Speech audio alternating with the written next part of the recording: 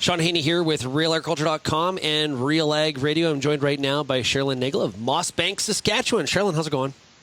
Hi, Sean. Really good, actually. I can't complain. Are you getting a little closer to hitting the field, or what's the status? Yeah, well, we had a bit of a blizzard here the other day. We had snow cover over the whole yard, but today it's all melted and gone, looking a little more like spring. The sun's shining. The wind is crazy. The last couple of days, the wind's been really crazy. So that's going to be good for drying, and things are looking like they're going to be on time this year. Okay, you recently wrote a piece for the Global Farmer Network that you were very heavily involved in. And talking about, it was entitled Misconnections, and it really hit on something that I think is a real gap, not only in Canada, but also the U.S. in rural communities, and that is just how poor rural internet is. And boy, are we ever finding that out now. All of a sudden, we're being asked to do all these video conference calls as people social distance. It's been frustrating.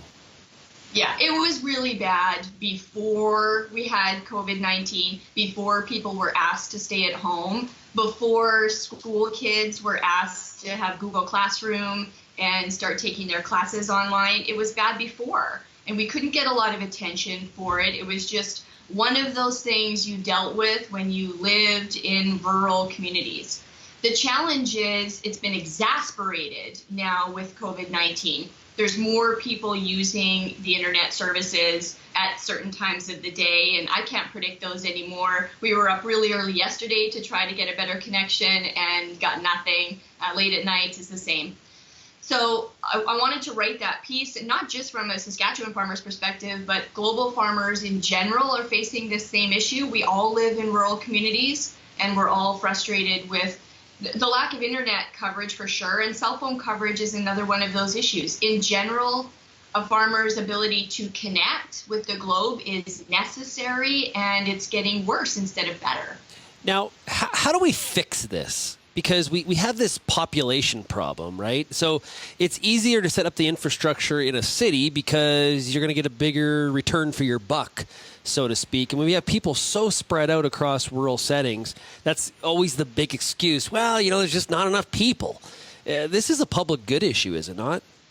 Yeah, I think it is. Well, look at just yesterday, farmers were, and agriculture was deemed an essential service. So with that comes, some pride for sure. We know we have a responsibility to the public to grow food, but we don't have the same technologies that our urban cousins might have.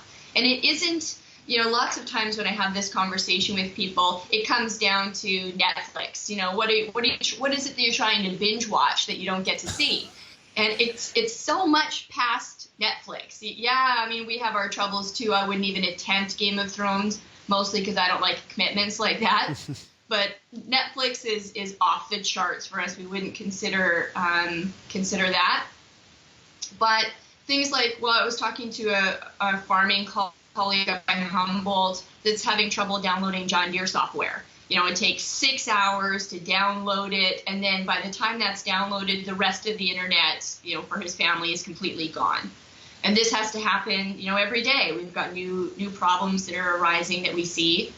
And we're starting to understand that there is some investment. You said, what's it going to take? It's going to have to take some attention from the government for sure, but it takes infrastructure investment. There's a lot of talk about fiber optics, and are we going to be able to invest in that?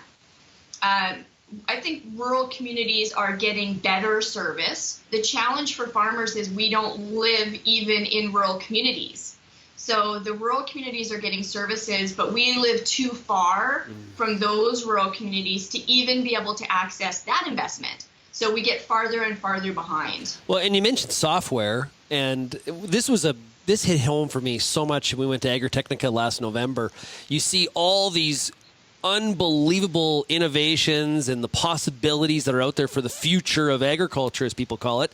But the reality is none of it will ever happen. There is no way that any of it is possible if there's no access to connectivity and having better rural broadband. I'm not there's a lot of people that are dealing with half up and half down. That can't even get you email on the best of days. It's pretty scary out there. Yeah, and listen, farmers have always been adopters of the newest and latest technology. we want to get excited about how we can be better stewards of the land. How can we be better at collecting data? But we can't do that at all. We can't access any of this new technology when we don't have broadband. So it's kind of like being a kid and flipping through the wish book at Christmas. Like, I'm not going to get any of this stuff. None of this is going to be available to me. You know, you can mark the pages all you want. You're not going to get it. The technology is not going to be available to us. It's kind of a dream game. Do you think we're going to see more co-ops spring up that attempt to sort of have like a private public investment kind of thing to try to get into some of these communities? Or what are some of the solutions that you have in mind? Yeah, well, that's a good observation. We might see where you'd have, so in the fiber optic world, you might see cells. So rather than big towers that would get put up on my farm, there might be, a rural municipality that could come together and have a cell just for the people that live out there. It's going to be expensive, but I'm prepared to pay for that. I'm prepared to pay for the service as long as I can get it. Better service I'm willing to pay for. We pay a lot for the cell service already. We pay a lot for that. We still get umpteen dropped calls in a day, broadband. It's to the point where that's essential for our essential business. So we're gonna put it in the budget and get some better options when they're available to us. Yeah, and I think it's important to note that it's not just about being having your farm out in the middle of nowhere, so to speak. I know a lot of farmers that farm like right up against the city limits of some of our major cities in Canada, and they have the same issues. So this isn't about trying to go out 200 miles from the biggest center. It's happening right up against city centers. So it's extremely frustrating for farmers across Canada. And like I said, the same issues around the U.S. As well. Cherilyn, before I let you go, we got to talk about this book. And it's sitting, for those of you that are watching online in the video, you can see it behind you, 50 Years of the Western Wheat Growers.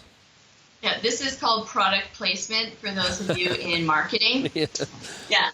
So the Wheat Growers had planned our 50th anniversary this year. So our convention that was supposed to happen in February in Regina, March in Regina, we had to cancel that, due to COVID-19, and we've since rescheduled it for November. We're optimistic that we're going to be able to host that in November. But one of the big events was just celebrating our history as an organization. So for the first 25 years, the organization put out a history book.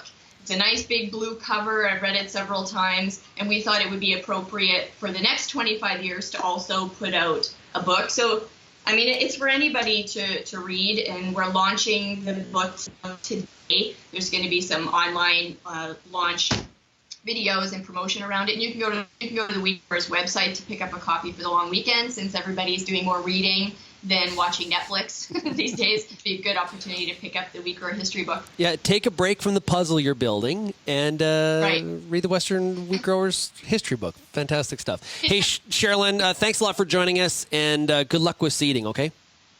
Yeah,